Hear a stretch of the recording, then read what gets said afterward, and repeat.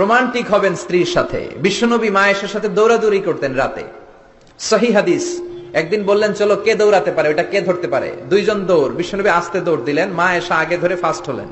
ওমিয়া বিশ্বনবী যদি জোরসে দৌড় দেয়, পৃথিবীর কোনো পালোয়ান নবীর সাথে দৌড়ায় পারে? ইচ্ছা করে জিতায় দিলেন, ইচ্ছা করে। মা আয়েশা খুব খুশি।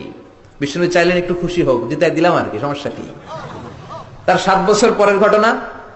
মা আয়েশা একটু মোটা হয়ে গেছে, আবার বললেন রাতে, আয়েশা চলো আজকে দৌড় দৌড় খেলি, মদিনায় তো সবাই ঘুমায়।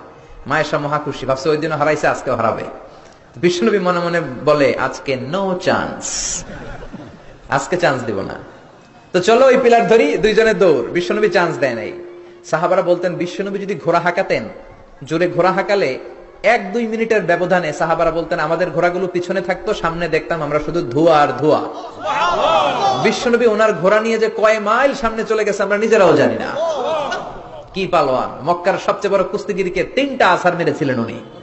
ওনার এক হাতে ছিল জান্নাতি 40 জনের শক্তি, পড়েন সুবহানাল্লাহ। আয়েশা ভাবলেন আজকেও হারাবে। বিশ্বনবী মনে মনে বলে কি, নো চান্স, চলো দেই দৌড়। আজকে বিশ্বনবী চান্স দিলেন না, দৌড়ে আগে ধরে ফেললেন। মা আয়েশা রেগে আছে, হায় হায় পারলাম না। মহিলাদের মধ্যে রাগ করার একটা অভ্যাস আছে না নেই? কথায় না কথায় রাগ করে, এটাই ওদের সৌন্দর্য, এতেই ওদেরকে মায়া লাগে, ঠিক কিনা? বিশ্বনবী মা আয়েশার কাছে গেলেন, যে বললেন ইয়া হুমায়রা। মা আয়েশা